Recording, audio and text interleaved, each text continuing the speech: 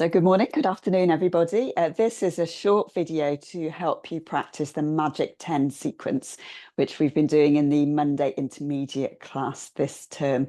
So the Magic 10 sequence was developed by a teacher called Sharon Gannon. And the idea is it can either be a warm-up sequence to a longer practice, or it can be a standalone practice in itself when you haven't got a huge amount of time. You can do the whole Magic 10 sequence in about 10 minutes because it's essentially 10 poses. And the idea is that you do 10 breaths in each pose. So it can be quite meditative because we're holding poses for a little bit longer. And counting the breaths can be quite a good way to bring some mental focus into your practice. You've got 10 breaths. You want to make every breath really count, make it full and deep, make it mindful.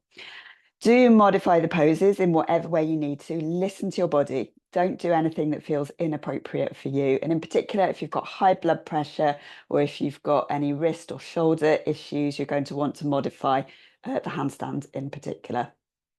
So most of the poses in the sequence are quite accessible if you're a reasonably experienced yoga student, but the one pose that's challenging is the handstand.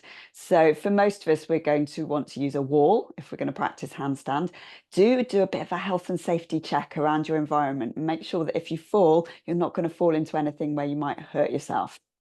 And I would say be cautious with the handstand, work towards it over time.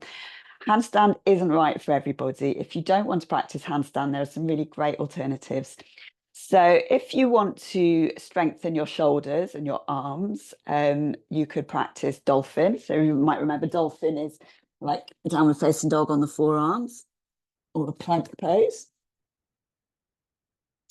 If your priority is to practice balance, you might want to do a warrior balance, which is like a T shape, standing on one foot.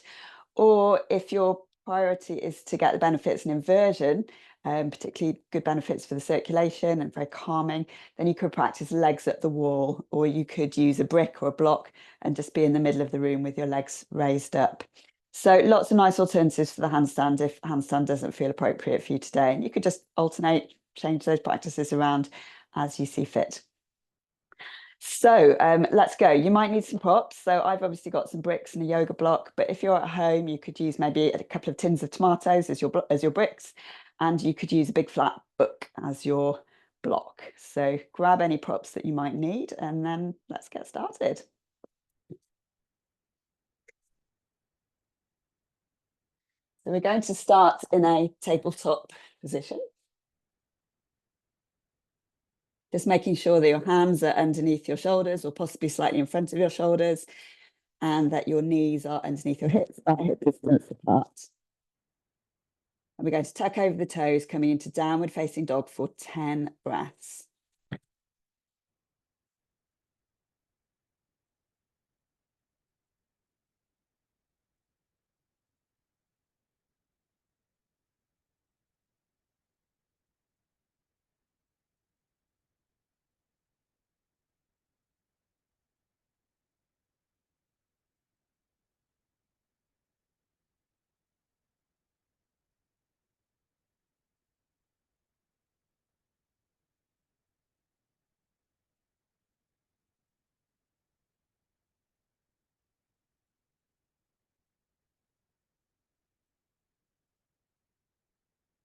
Walking the feet forwards, we're coming into a standing forward fold. And this is where, if you find that the floor is far away, maybe having a couple of bricks underneath your hands can be helpful, or keeping a little bend in the knees. So we're going to be 10 breaths here in a standing forward fold.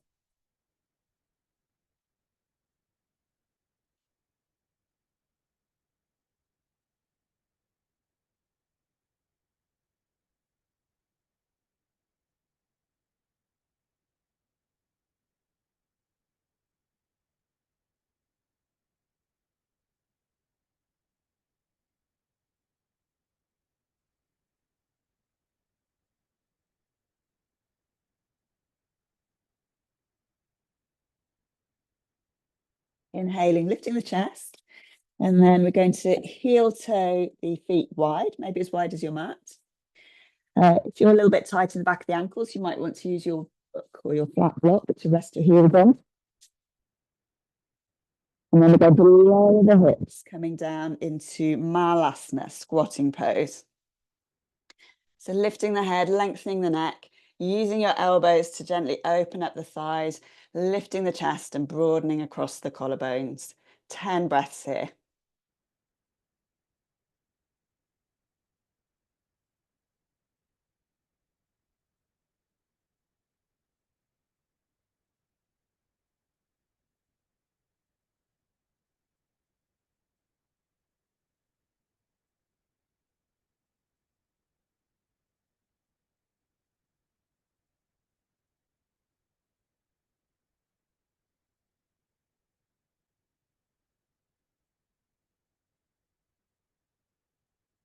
So if you're using a prop, just moving that out of the way.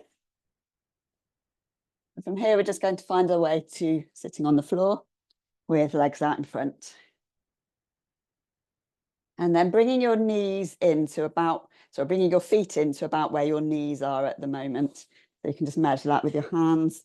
So we're finding a little cosmic egg shape. Wrapping around the thing. We're going to inhale, opening up and twisting to the right for 5 breaths.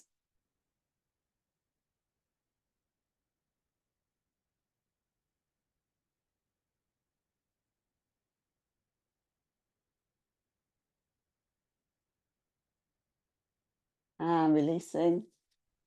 Of course, twisting to the other side.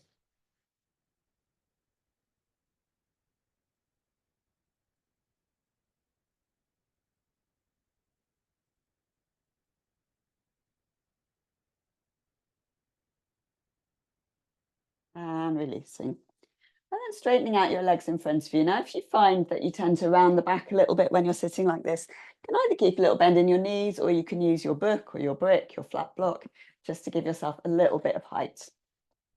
So just sitting up just a little bit higher can create the space to sit up nice and tall. So inhaling, I'm going to hug the right knee into the chest, and then you might choose to cross the right foot over the left thigh. Inhaling to sit up tall. I'm going to open up into a twist to the right.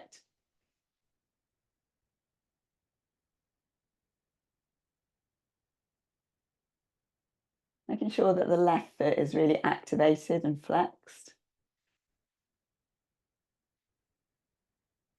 And releasing. Unraveling the right leg. Hugging left knee into the body.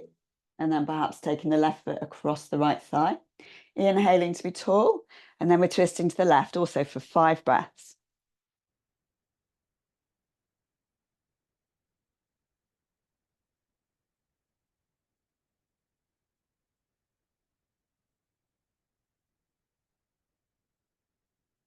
Exhaling, coming back to center. And just moving any props that you've used out of the way. Straightening out the legs. Bringing the hands so the hands are level with your hips.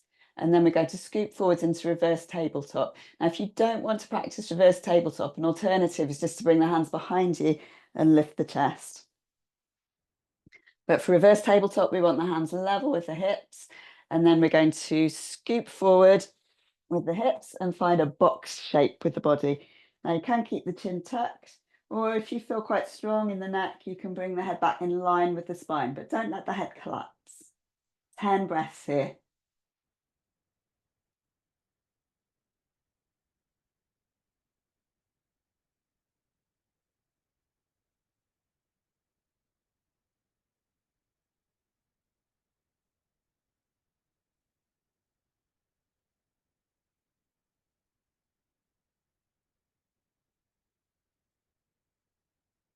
Exhaling, releasing the hips to the floor.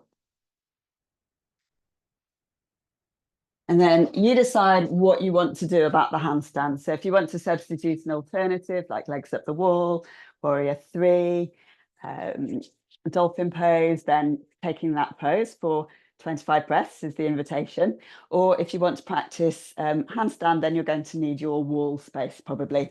So I'm going to demonstrate handstand from a position of downward facing dog, a shortened downward facing dog with legs against the wall. Obviously, the other alternative is to kick up to the wall, so a little bit more challenging. So you want your hands to be about a leg's length away from the wall.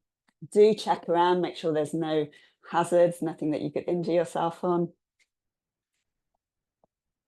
And then coming into downward facing dog, we're going to start to walk the feet up the wall to find a spot.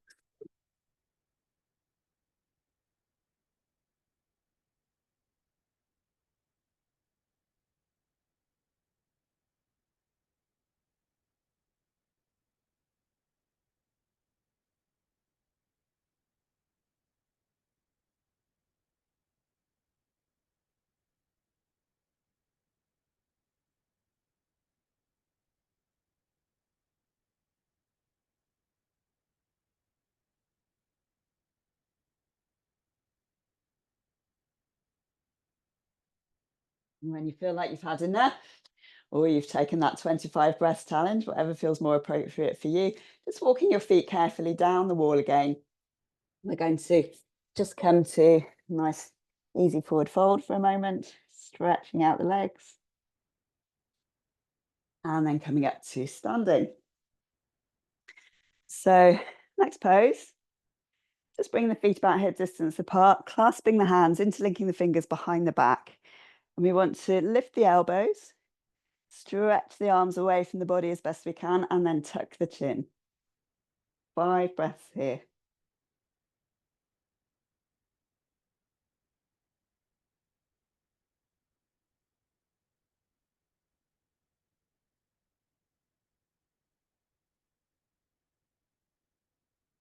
And then releasing the arms.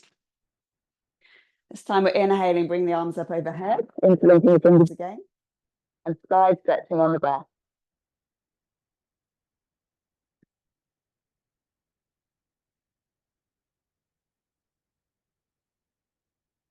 Exhaling to stop. Inhaling to lift up.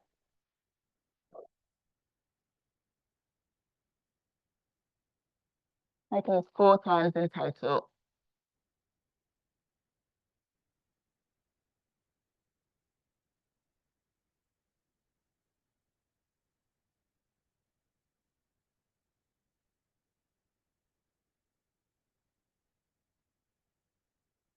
And then releasing the arms.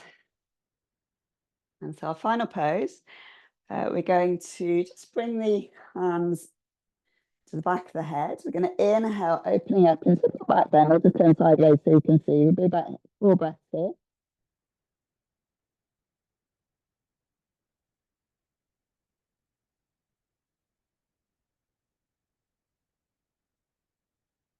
Bring the elbows together. We're going to roll down for 8 breaths. Rolling down 1 vertebrae at a time.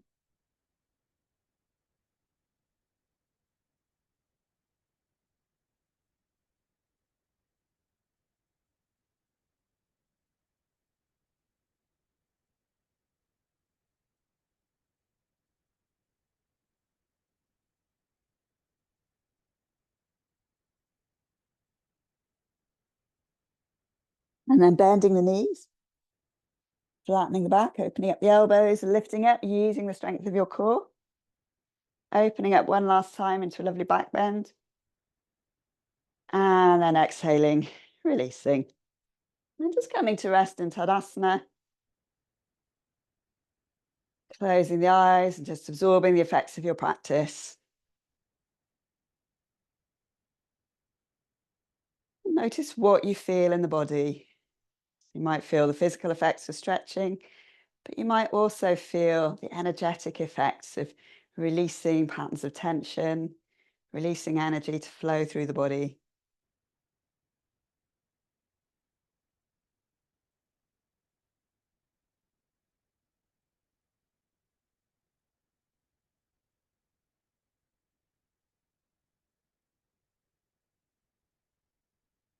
Brilliant. So well done, everybody, for practicing today. I would say if you've got a little bit more time, you could continue with some sun salutations.